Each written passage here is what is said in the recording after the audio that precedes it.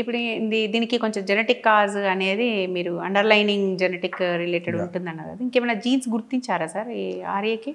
కొన్ని రకాల జీన్స్ గుర్తించారు, కానీ ఇంకా ఏది కూడా మనకి ఇంకా కంప్లీట్గా ఇప్పుడు HLA-DR4 అని, ఈ PNP1 అని, ఇలా 4-5 రకాల జీన్స్ ఉన్నాయి. సో ఇప్పుడు కొన్నిసార్లు కొంతమంది రీసెర్చర్స్ ఏం చేశారంటే, కొంతమందిలో ఆ జెనెటిక్ టెస్టులు కూడా చేసేసి వీళ్ళకి ఏమైనా రొమటాయిడ్ డెవలప్ అవుతుందా అని ఒక 10 years 15 years ఇలా ఫాలోఅప్ కూడా చేశారు.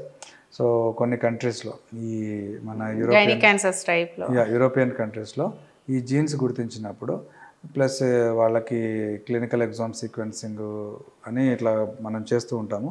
దాంట్లో స్పెసిఫిక్గా ఈ జీన్స్ గురించి సెర్చ్ చేసినప్పుడు ఆ జీన్స్ ఉన్నాయో లేదో వాళ్ళు గుర్తిస్తారు.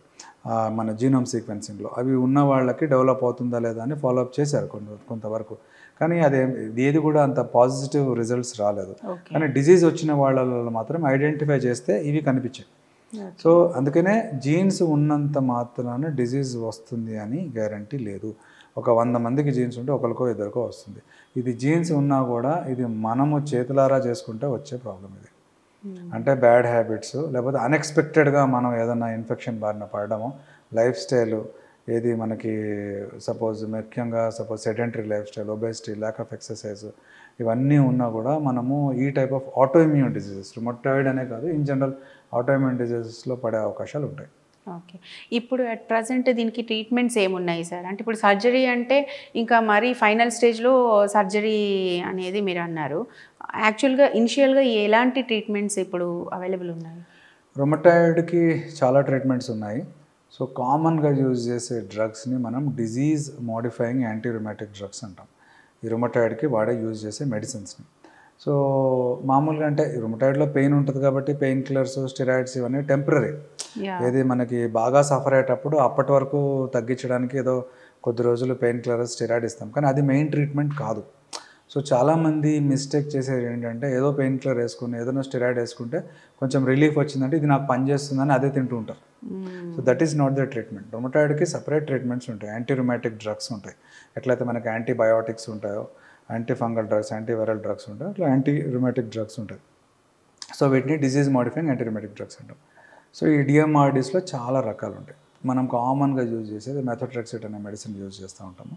సో ఇవి చాలా మటుకు రొమటాయిడ్ గుర్తించినప్పుడు ప్రారంభ దశలోనే మెథోట్రెక్సేట్ కానీ, సల్ఫాసాలజిన్ కానీ, హైడ్రాక్సిక్లోరోక్విన్ అని ఉంటాయి.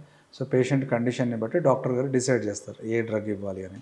సో ఇవి కామన్గా ఎర్లీగా మనం గుర్తించి ట్రీట్మెంట్ ఇస్తే చాలా మటుకు రికవరీ అయ్యే ఛాన్సెస్ ఉంటాయి. ఇక్కడే కొంతమందిలో ఏంటంటే ఒక 20% పీపుల్లలో ఈ మెడిసిన్స్ పనిచేయవు. రొటీన్గా యూజ్ చేసే మెడిసిన్స్ వాళ్ళ డిజీజ్ బాగా రిఫ్రాక్టరీ, అంటే చాలా టఫ్గా ఉంటుంది, అంటే రెస్పాండ్ అవ్వదు సరిగ్గా.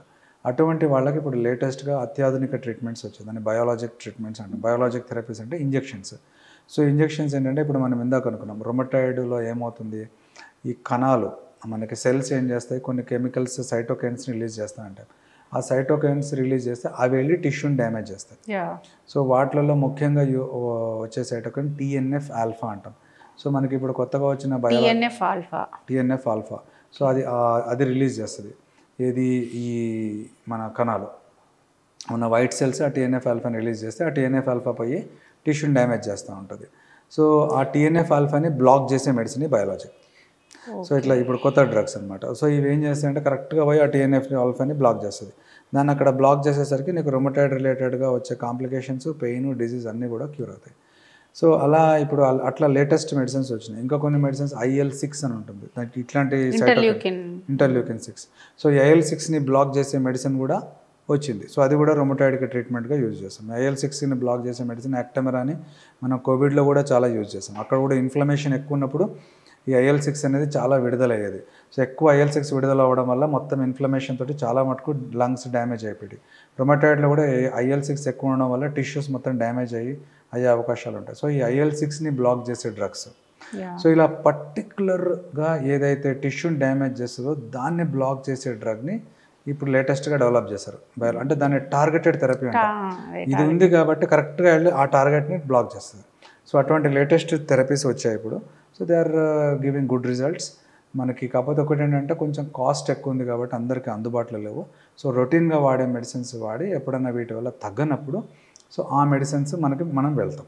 సో కాకపోతే ఆ మెడిసిన్స్ కూడా అందరము నాకు డబ్బు ఉంది నేను తీసుకుంటానంటే కుదరదు. ఎందుకంటే ఆ మెడిసిన్స్కి ఉండే ప్రాబ్లమ్స్ కూడా ఉంటాయి. ఫర్ ఎగ్జాంపుల్ ఇప్పుడు నేను టీఎన్ఎఫ్ ఆల్ఫా అని చెప్పాను. ఆ టీఎన్ఎఫ్ ఆల్ఫా ఏంటంటే మనకు అక్కడ టిష్యూని డ్యామేజ్ చేస్తుంది. కానీ అదే టీఎన్ఎఫ్ ఆల్ఫా నార్మల్గా కూడా మన బాడీలో ఉత్పత్తి అవుతుంది. సో అప్పుడు ఆ టీఎన్ఎఫ్ ఆల్ఫా నార్మల్గా మనకి బాడీలో టీబీ ఎక్కడైనా ఉంటే ఆ టీబీని చంపేస్తుంది. సో ఇప్పుడు సపోజ్ మన బాడీలో టీఎన్ఎఫ్ ఆల్ఫాని మొత్తం క్లీన్ చేసామనుకోండి, తెలియకుండా ఎక్కడన్నా టీబీ ఉంటే ఆ టీబీని డిస్ట్రాయ్ చేయడానికి ఏది లేదు కాబట్టి టీబీ పెరిగే అవకాశాలు ఉంటాయి. సో ఇలా నేచర్ అనేది మనల్ని ఇలా బ్యాలెన్స్ చేస్తుంది. ఒక దగ్గర మనము అది ఒక సైటోకైన్ అనేది మనకు ఉపయోగపడితే ఇంకో దగ్గర డిస్ట్రాయ్ చేస్తుంటుంది. సో అది డాక్టర్ ట్రీట్మెంట్ మనము అతనికి ఏ టైంలో ఇవ్వాలి, ఎప్పుడు ఇవ్వాలా వద్దా, ఇతను కరెక్ట్ క్యాండిడేటా కాదా ఈ మెడిసిన్ ఇవ్వడానికి అనేది డెసిషన్ మేకింగే మెడిసిన్. సో ఎందుకంటే ఇప్పుడు నేను చెప్పినట్టు రొమటాయిడ్లో అది టీఎన్ఎఫ్ ఆల్ఫా రిలీజ్ అవుతుంది, టీఎన్ఎఫ్ ఆల్ఫా బ్లాక్ చేస్తే నీకు రొమటాయిడ్ తగ్గిపోతుందంటే అదంత సింపుల్ మ్యాథమెటిక్స్ లాగా కాదు. అది నీకు అది వచ్చింది అనుకుంటే వెంటనే మేము వెళ్ళి ఇంకా నాకు రొమటాయిడ్ అసలు తగ్గట్లేదు నేను ఇలా టీఎన్ఎఫ్ ఆల్ఫా కొనుక్కొని తీసేసుకుంటా అంటే అదే టీఎన్ఎఫ్ ఆల్ఫా మన టీబీ నుంచి ప్రొటెక్షన్ ఇస్తుంది మన బాడీలో. సో దాన్ని మొత్తం నన్ను టీఎన్ఎఫ్ ఆల్ఫాని బ్లాక్ చేస్తే టీబీ పెరిగిపోయే అవకాశాలు ఉంటాయి. సో ఇలా ఇన్ఫెక్షన్స్ రావు. ఎందుకంటే డాక్టర్స్ ఏం చేస్తామంటే మనకి ఈ చాలా మంచి మెడిసిన్స్, బట్ మనము ఈ మెడిసిన్కి కరెక్ట్ క్యాండిడేటా కాదా అనేది కొన్ని టెస్టులు చేసేసి మనం సూటబుల్ క్యాండిడేట్ అయితే అప్పుడే మనం యూజ్ చేస్తాం. అప్పుడు యూజ్ చేస్తే ఏంటంటే మనకి మెడిసిన్స్ వల్ల సైడ్ ఎఫెక్ట్స్, కాంప్లికేషన్స్ అనేవి వచ్చే ఛాన్సెస్ చాలా తక్కువ ఉంటాయి. సో ఇవి మోనోక్లోనల్ యాంటీబాడీ థెరపీ అంటే ఇదేనా సార్? ఈ టీఎన్ఎఫ్ ఆల్ఫాని బ్లాక్ చేసే డ్రగ్స్, IL-6ని బ్లాక్ చేసే డ్రగ్స్, వీటిని మోనోక్లోనల్ యాంటీబాడీస్ అంటాం. సో ఇలా ఈ మోనోక్లోనల్ యాంటీబాడీస్ ఇవన్నీ కూడా ఇంజెక్షన్స్ రూపంలో ఉంటాయి.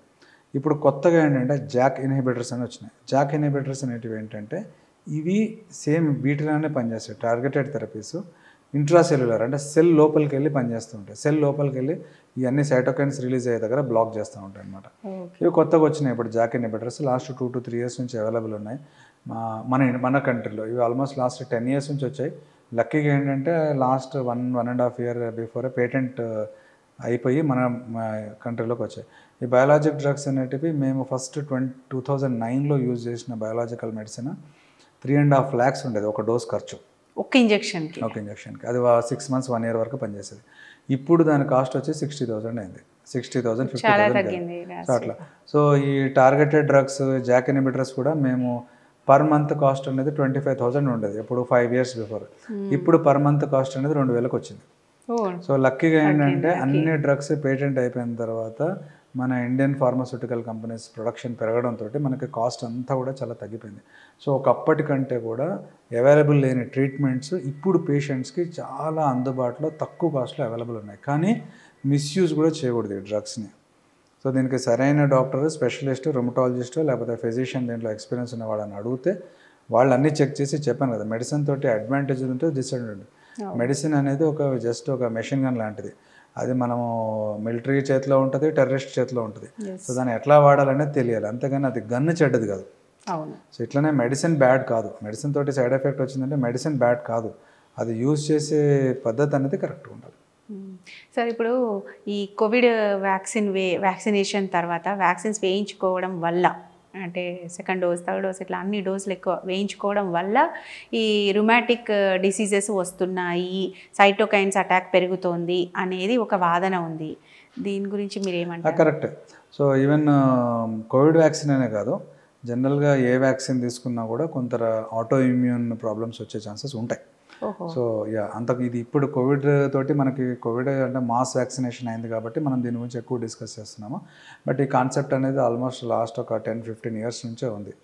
సో ఈ కోవిడ్ కాకుండా మిగతా అంతకుముందు ఉన్న వ్యాక్సిన్స్ వల్ల కూడా కొన్ని వ్యాక్సిన్స్ వల్ల ఆటో ఇమ్యూన్ ప్రాబ్లమ్స్ అనేటివి వచ్చే అవకాశాలు ఉన్నాయి. దాంట్లో బేసిక్ ఏంటంటే ఈ అంతకుముందు దీంట్లో అడ్జువెంట్స్ అని ఉంటాయి వ్యాక్సిన్స్లో. సో అడ్జువెంట్స్ అంటే ఏంటంటే ఒక రకంగా మామూలు కామన్ లాంగ్వేజ్లో చెప్పాలంటే ఆ వ్యాక్సిన్కి ప్రిజర్వేటివ్ లాంటిది. సో అది అల్యూమినియం డిఫరెంట్ రకాలుగా ఉంటాయి, కొన్ని యూజ్ చేస్తూ ఉంటారు దాంట్లో.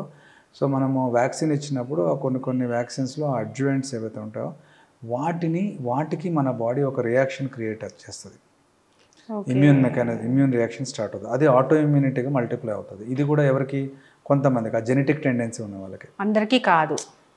ఇప్పుడు అందరికీ అవుతే అది వ్యాక్సిన్ మార్కెట్లోకి రాదు.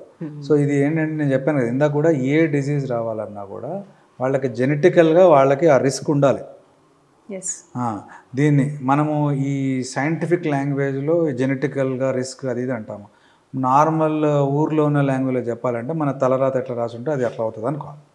సో కామన్ మ్యాన్ లాంగ్వేజ్లో అర్థమయ్యేటట్టు చెప్పాలంటే ఇది నీ తలరాత, దేవుడు నీ జీన్స్ ఇట్లా రాశాడు అని. ఇప్పుడు 10 మందికి వ్యాక్సిన్ తీసుకుంటే ఒక్కడికే ప్రాబ్లం వచ్చిందంటే ఇంకా అది వాడి తలరాత, మిగతా 9 మంది రాలే. ప్రాప్తం ఉన్నోడికి అవుతుంది, లేనోడికి కాదు అన్నట్టు ఇది. సో ఇది కూడా అంతే. సో మనం ఏంటి ఇప్పుడు నీకు తలరాత ఎట్లా, నీ జాతకం ఎట్లా, నీ అదృష్టం ఎట్లా అంటే మరీ క్రూడ్గా ఉంటుంది కాబట్టి ఇది దీనికి ఒక మంచి ఒక బ్యూటిఫుల్గా దీన్ని గ్లోరిఫైడ్గా అందంగా తయారు చేసి ఒక శాస్త్రీయ పద్ధతిలో చెప్పాలి కాబట్టి దీనికి మీ జెనెటిక్స్ ఇట్లునే అని చెప్తాం. సో అంతే, లాంగ్వేజ్ వేరు కానీ బట్ అర్థం చేసుకుంటే ఇదే దీంట్లో. సో అట్లా వాళ్ళకి ఆ జెనెటికల్గా అది అలా ఉంది అంటే వాళ్ళకి ఆ టెండెన్సీ అంటే ఆ వ్యాక్సిన్ ద్వారా ఉండే అడ్జువెంట్స్లో వచ్చేది. దీన్ని ఏషియా సిండ్రోమ్ అని ఆల్రెడీ అంతకుముందు చాలామంది డిస్క్రైబ్ చేశారు. సో వ్యాక్సిన్స్లో వచ్చి అందుకనే ఇప్పుడు వెస్టర్న్ కమ్యూనిటీలో కొంతమందికి వ్యాక్సిన్స్ వల్ల ఇట్లా ఆటోఇమ్యూన్ ప్రాబ్లమ్స్, కొన్ని సమస్యలు, కాంప్లికేషన్స్, క్లాటింగ్స్ ఇవన్నీ రావచ్చు అనుకుని కొంతమంది భయపడి చాలామంది వ్యాక్సిన్స్ తీసుకోలేదు. అందుకనే వెస్ట్లో ఒక్కొక్కసారి వ్యాక్సిన్స్ వల్ల ప్రాబ్లమ్స్ ఎక్కువ వస్తాయి బెనిఫిట్ కంటే అని యాంటీ వ్యాక్స్ అనేది ఒక గ్రూపు, కొంతమంది పీపుల్ కూడా ఉంటారు. సో అవి అదంతా సోషల్ ఫ్యాబ్రిక్లో డిఫరెంట్ పీపుల్ డిఫరెంట్ రకాలుగా అవి వాళ్ళు తీసుకుంటూ ఉంటారు.